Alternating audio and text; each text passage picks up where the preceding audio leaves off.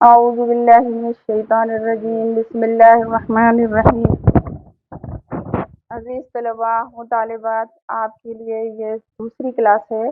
ابھی پہلی کلاس مرکب اضافی کے عنوان سے پہلی کلاس کا آغاز ہو چکا ہے گرامر میں، قواعد میں۔ اب دوسری کلاس ہے۔ دوسری کلاس میں آپ کو نثر میں دروس من القرآن الکریم، قرآن کریم سے چند اسباق کے تحت آپ کو 4 سورے ہیں۔ اب سال اول فرسٹ ایئر میں بھی آپ لوگوں نے 4 سورے پڑھے تھے۔ کیا وہ 4 سورے آپ لوگوں کو یاد ہے؟ کی تفسیر، ترجمہ؟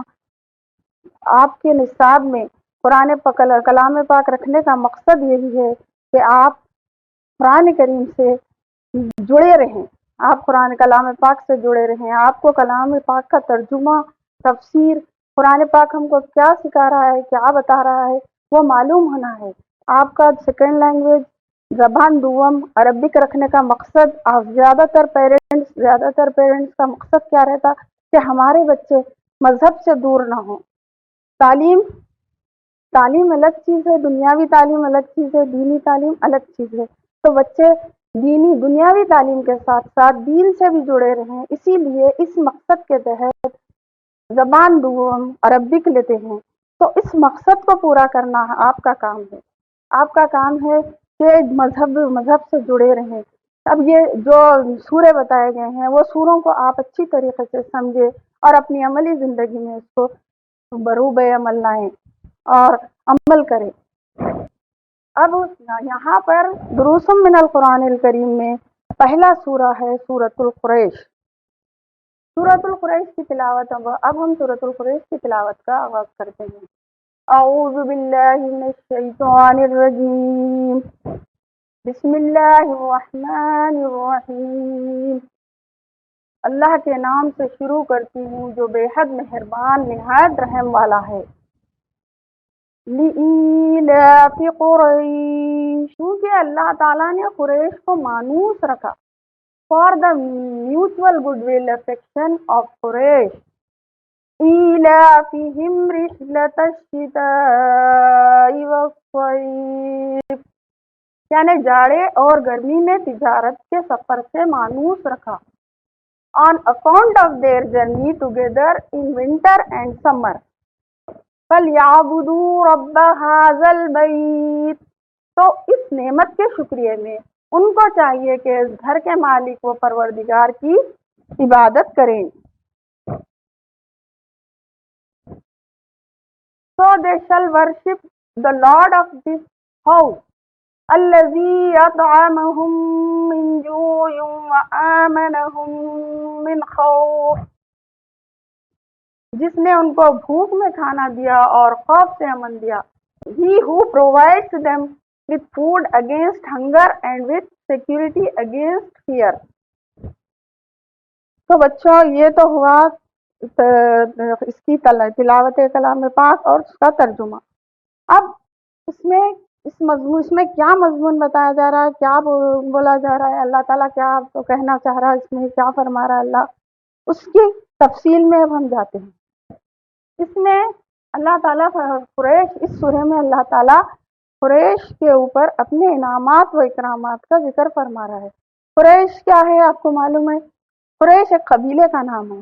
قریش حضرت صلی اللہ علیہ وسلم جس قبیلے میں پیدا ہوئے اس قبیلے کا نام ہے، اور چاروں خلفائے راشدین اور بڑے بڑے صحابہ اکرام بھی اسی قبیلے سے تعلق رکھتے ہیں۔ تو اس قبیلے کو اللہ تعالیٰ نے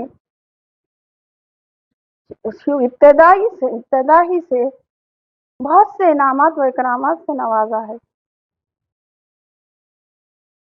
اور کعبے کی خدمت کا شرف بھی انہیں حاصل تھا۔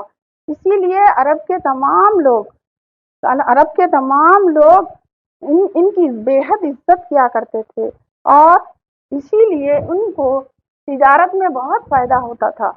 تجارت کے لیے یہ لوگ تجارتی سفر جاڑے میں یمن کے لیے یمن کا سفر کرتے تھے، اور گرمیوں میں ملک شام کا سفر کرتے تھے اور اس تجارت میں انہیں بہت منافع حاصل ہوتا تھا۔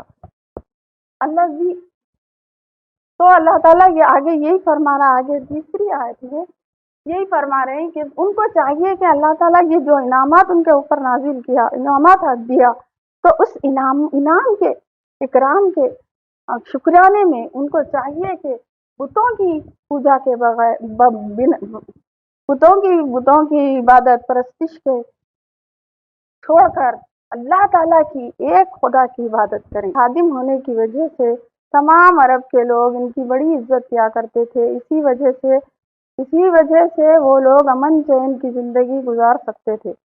نہیں تو عرب میں جگہ جگہ چوری ڈکیتی کے واقعات ہوا کرتے تھے، لیکن کعبے کے خدمت گزار ہونے کی حیثیت سے عرب کے قبیلہ قریش پر کوئی ہاتھ نہیں اٹھاتا تھا اور نہ ان کے مال و اسباب کو لوٹتا تھا۔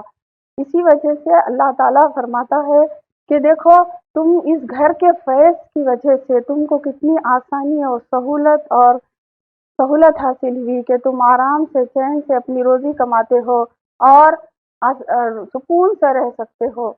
اسی لیے تم کو لازم ہے کہ تم اس گھر کے پروردگار کی عبادت کریں اور اللہ کا شکر ادا کریں، اور لہذا ہم کو بھی چاہیے کہ یہ قرآن پاک، یہ کلام پاک کیا ایک صرف اسی دور کے لوگوں کے لیے نہیں ہے، اس سے ہم کو کیا نصیحت حاصل ہوتی ہے، ہم کیا اس سے نصیحت لیں، اس سے ہم یہ جب قرآن پاک پڑھیں گے، ترجمہ پڑھیں گے، تفسیر پڑھیں گے، تو اس سے ہم کیا نصیحت لیں گے کہ جو بھی نعمتیں اللہ تعالیٰ نے ہم کو دی ہیں اس کا ہم کس طرح شکر ادا کریں۔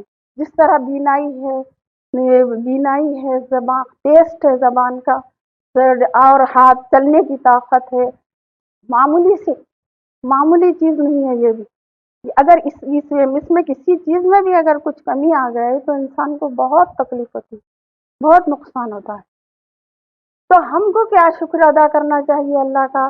اللہ تعالیٰ نے ہم کو اتنی نعمتیں عطا فرمائی تو ہم کو پابندی سے نماز پڑھنا چاہیے، اللہ کی فرما برداری میں رہنا چاہیے، اللہ تعالیٰ کے احکام کی پیروی کرنا چاہیے، برائیوں سے بچنا چاہیے، گناہوں سے بچنے کی کوشش کرنا چاہیے، نماز کو وقت پر پابندی سے ادا۔ ہاں تو طلباء و طالبات، میں کیا بتا رہی تھی کہ آپ لوگ اپنے کردار، اخلاق و کردار کو قرآن سے اپنے اخلاق و کردار کو سنوارے، اور قرآن پاک کو صرف پڑھے، سلیبس کی حد تک نصاب میں ہے، پڑھے، ایگزام دیے، پاس کر دیے، پھر پاس ہو گئے، وہ نہیں، یہ مقصد ختم ہو جاتا ہے۔ اب آپ کا یہ جو مقصد سے یہ قرآن پاک، کلام پاک کو نصاب میں شامل کرنے کا جو مقصد ہے، وہ مقصد کو پورا کریں۔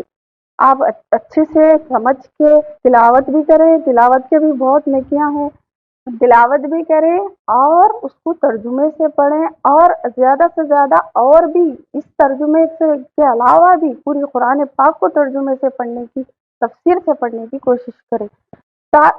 جب آپ ترجمہ اور تفسیر سے قرآن پاک کو پڑھیں گے تو آپ کو سمجھ میں آئے گا اللہ تعالیٰ کی کیا کیا مصلحت ہے۔ اس طریقے سے اللہ تعالیٰ یہاں پر یہ دوسری آیت میں فرما رہے ہیں، ایلاف قریش، اللہ تعالیٰ نے الفت ڈال دی۔ پہلی آیت میں اللہ تعالیٰ نے فرمایا ایلاف قریش، اللہ تعالیٰ نے الفت ڈال دی، ان کے لوگوں کے دلوں میں محبت ڈال دی، اللہ تعالیٰ نے ڈالی۔ اللہ تعالیٰ ہر چیز پر قادر ہے، ان اللہ علی کل شیء قدیر، اللہ ہر چیز پر قادر ہے۔ لوگوں کے دلوں میں بھی جو بات آتی ہے، لوگوں کے دلوں میں بھی جو آتا ہے، جو خیال بھی آتا ہے، وہ اللہ تعالیٰ اس پر قادر ہے، اللہ تعالیٰ ڈالتا ہے دلوں میں۔ تو اللہ تعالیٰ نے قریش کے لیے سارے عرب والوں کے دلوں میں محبت ڈال دی، کیونکہ قریش کا قبیلہ اللہ تعالیٰ کو قریش کے اوپر مہربانی تھی، اسی لیے قبیلہ قریش میں ہمارے نبی صلی اللہ علیہ وسلم کی ولادت باسعادت ہوئی۔ اسی لیے اللہ تعالیٰ نے ان پر اتنے انعامات و اکرامات فرمائے، پھر بھی ان میں کے کئی لوگ ناشکرے تھے، نافرمان تھے، اللہ تعالیٰ کی نافرمانی کرتے تھے، بت پرستی کرتے تھے۔ تو اللہ تعالیٰ نے ان کی ان کے لیے یہ سورہ میں ان کی مذمت کرتے ہوئے فرما رہا ہے کہ اللہ تعالیٰ جب اتنے انعامات کرنے کے باوجود بھی وہ ناشکرے کیا کیے کہ اللہ تعالیٰ کی نافرمانی کی حد کر دیے، بت پرستی کیے. اسی لیے اللہ تعالیٰ اس میں فرما رہے ہیں لإیلاف قریش، اللہ تعالیٰ نے الفت ڈال دی لوگوں کے دلوں میں، عرب والوں کے دلوں میں، عرب کے تمام لوگوں کے دلوں میں. ایلافہم رحلۃ الشتاء والصیف، اور جاڑے کے اور گرمی کے موسم میں ان کے لیے خاص جگہ مقرر فرمائی کہ وہ اس جگہ سفر کرے، کیونکہ وہ موسم کے حساب سے اگر وہ سردیوں میں یمن کو جاتے ہیں تو ان کو وہ موسم مناسب سازگار ہوتا ہے، اور گرمیوں میں یمن کو ملک شام جاتے ہیں تو وہ بھی موسم ان کے لیے بہتر ہوتا تھا. اسی لیے اللہ تعالیٰ نے ان کے لیے ہر آسانی مہیا کی. آگے تیسری آیت میں اللہ تعالیٰ فرما رہا فَلْيَعْبُدُوا رَبَّ هَذَا الْبَيْتِ. تو اتنے انعامات پانے کے بعد تو چاہیے تھا ان کو چاہیے تھا کہ وہ اپنے رب کی عبادت کریں، اپنے اس رب کی عبادت کریں اور اس کی فرما برداری کریں، اس کے احکام کی پیروی کریں. الذی اطعمہم من جوع وآمنہم من خوف، اور جس نے ان کو کھانا کھلایا، یعنی کہ جو روزگار مہیا کیا، اس سے وہ لوگ فائدہ اٹھاتے تھے، خوب ہر نعمت حاصل کرتے تھے، کھاتے تھے، پیتے تھے، اور ان کو امن سے خوف دیا، یعنی کہ خوف سے امن دیا ان کو.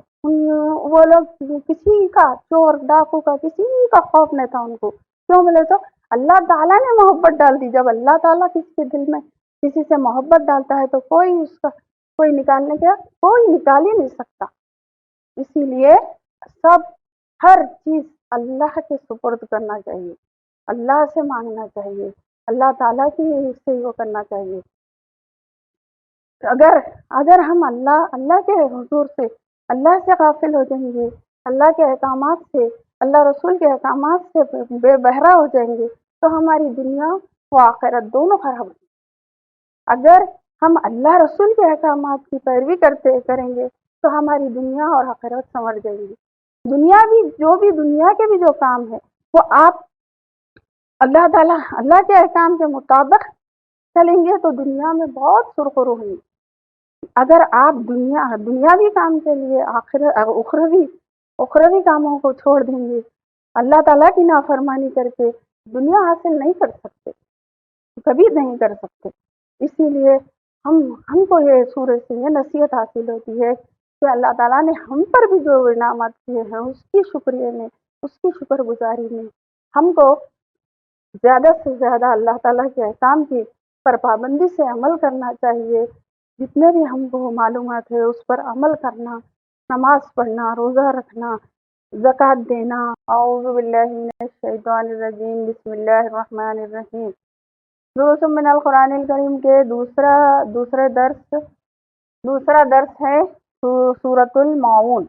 سورۃ الماعون میں اللہ تعالیٰ نے چند مذہبی اور اخلاقی برائیوں کا ذکر کیا ہے. اس سے پہلے ہم تلاوت کرتے ہیں. اعوذ باللہ من الشیطان الرجیم، بسم اللہ الرحمن الرحیم. أَرَأَيْتَ الَّذِي يُكَذِّبُ بِالدِّينِ.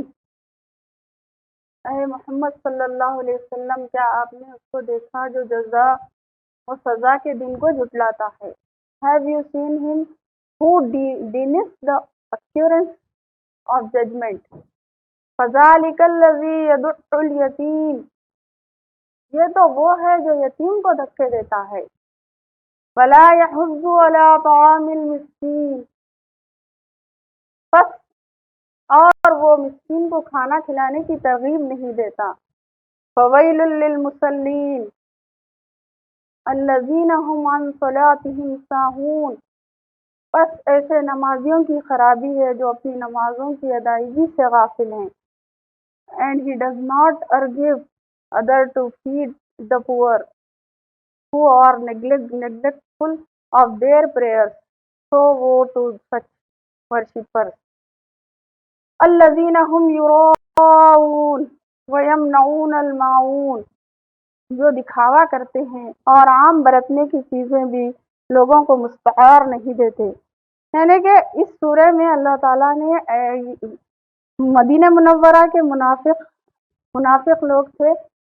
مدینہ منورہ کے بڑے بڑے سردار بھی ایسے منافق تھے کہ دکھاوے کے لیے نماز ادا کرتے تھے، دکھاوے کے لیے نماز ادا کرتے تھے اور بدلے کے دن کا انکار کرتے تھے. اور اسی بارے میں یہ آیت نازل ہوئی.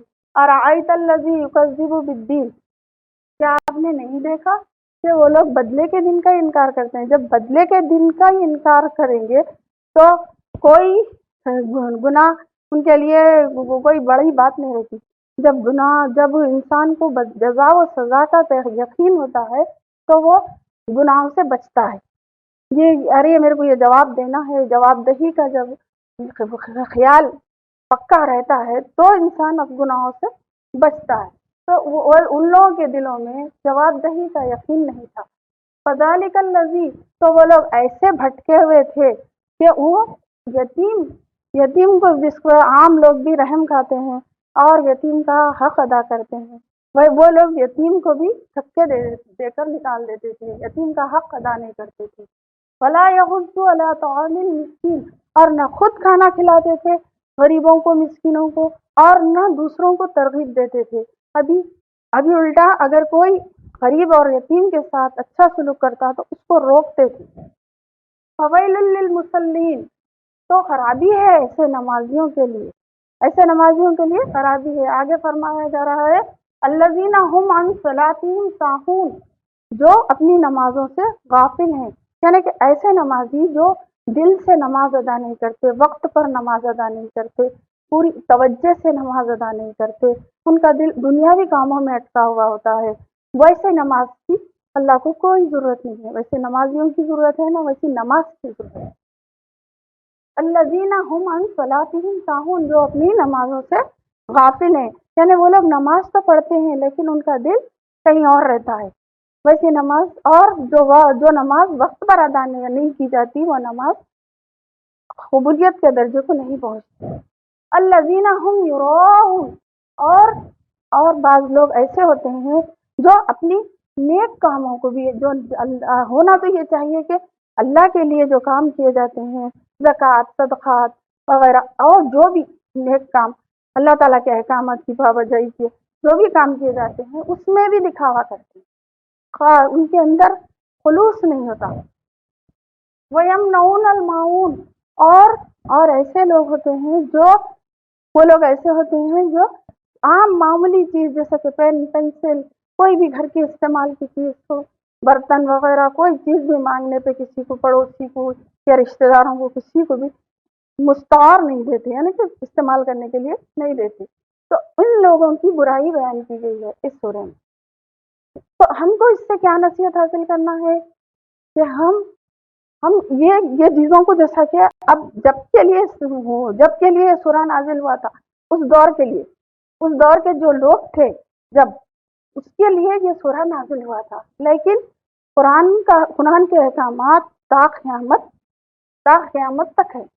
تو اب جس زمانے کے بھی جو بھی لوگ رہیں گے ان کو اس سے نصیحت حاصل کرنا ہے کہ ہم ان برائیوں سے بچے رہیں. یہ برائیوں سے، جس برائیوں کا اس میں ذکر کیا جا رہا ہے وہ برائیوں کو ہم ترک کر دیں.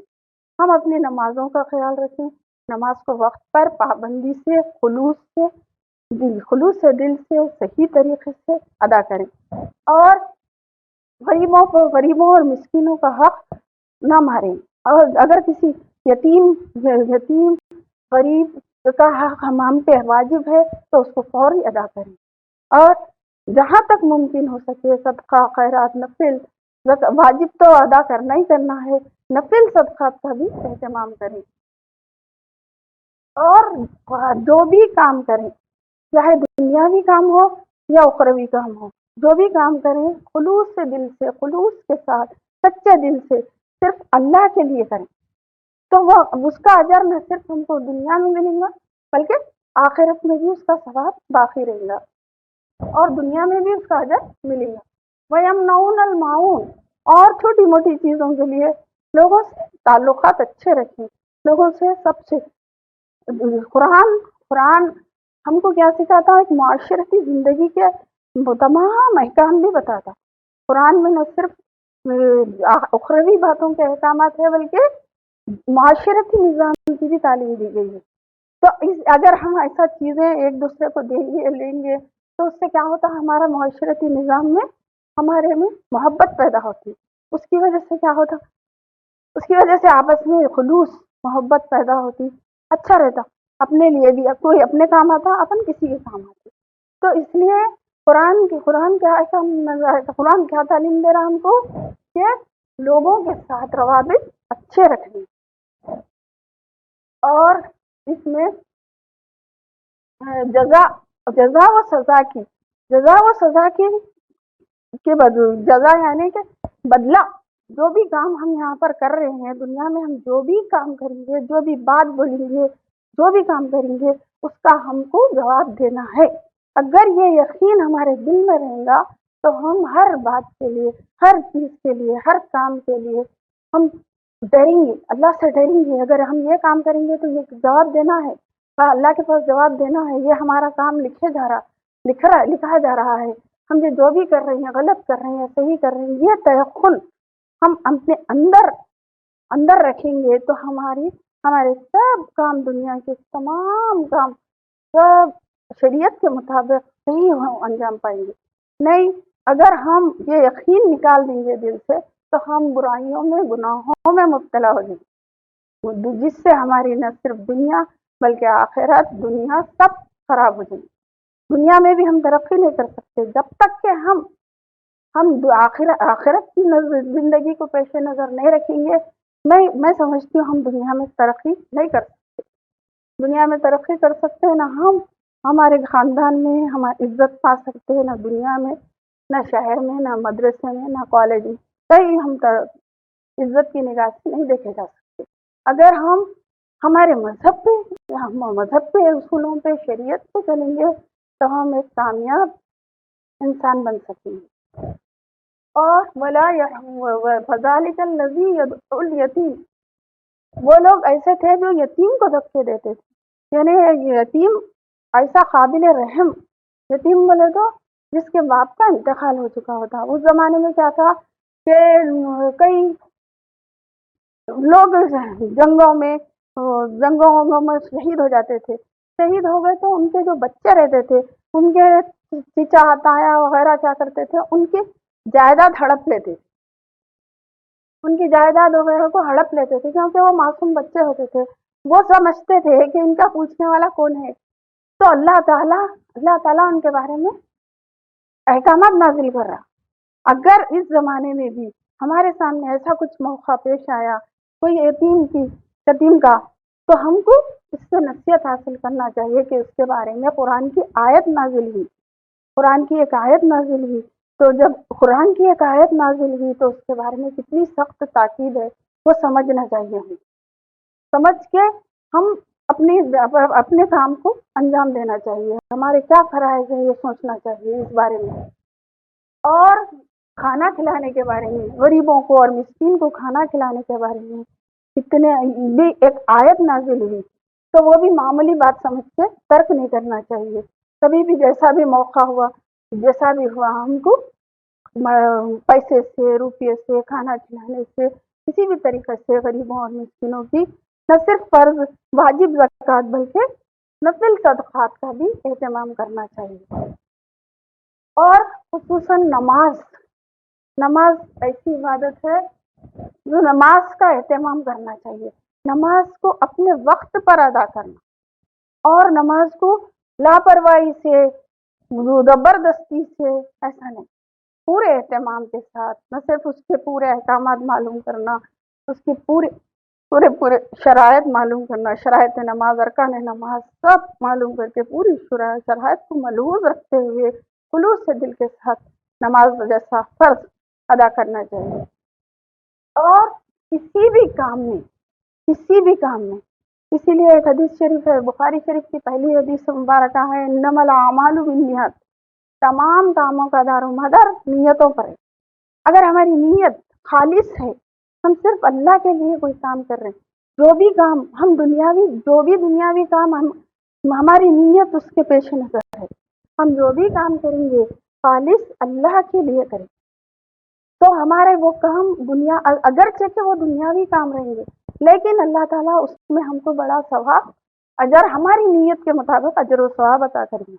अगर हम उखरवी काम भी, नेकी के काम भी अगर हम दिखावे के लिए कर देंगे, कोई किसी के दिल में हमारे वो शैतान अगर वसवसा डाल सकता है कि ये ऐसा दिखावा करने का डाल डाल सकता, तो हम वो शैतानी वसवसे को नज़रअंदाज कर देना चाहिए और सिर्फ अल्लाह के लिए किसी की भी मदद कर रहे हैं, कोई भी काम कर रहे हैं, किसी को पैसे से मदद कर रहे हैं, कुछ भी करना है, तो हम कोई बात भी बोलना है तो सिर्फ खालिस अल्लाह के लिए, और मोहब्बत भी खालिस अल्लाह के लिए, दुश्मनी अदावत भी खालिस अल्लाह के लिए। तो जो भी काम हम करेंगे अल्लाह की रज़ा के लिए करेंगे, तो हमारे कोई काम में भी, जैसा कि नमाज में, रोज़े में, किसी भी काम में दिखावा शामिल अगर दिखावा होगा तो पूरे अमाल हमारे अकारत हो जाएंगे, हमारे अमल का सवाब ही नहीं मिलेगा। तो अब बताओ बच्चों, सवाब नहीं मिला तो फ़ायदा क्या है? हम काम ये सब पूरी दुनिया हमारी ज़िंदगी पूरी नाकाम हो जाएंगी अगर हमारे अमल का सवाब ही नहीं मिला, हमारे अमल की नेकियां ही नहीं लिखी गई, तो बताओ अब हम क्या कर सकते? हमारा ये ज़िंदगी हमारी क्या है? हमारी ज़िंदगी में हमको ये आखिरत की ज़िंदगी में जमा कर लेना है। जिस तरीके से आप बैंक बैलेंस बैंक में पैसे जमा कराते जाते हैं, उसी तरीके से हमको दुनिया में रहते हुए आखिरत की तैयारी करना है। हमको दुनिया में रहते हुए आखिरत का खजाना व आखिरत की तैयारी कर लेना है।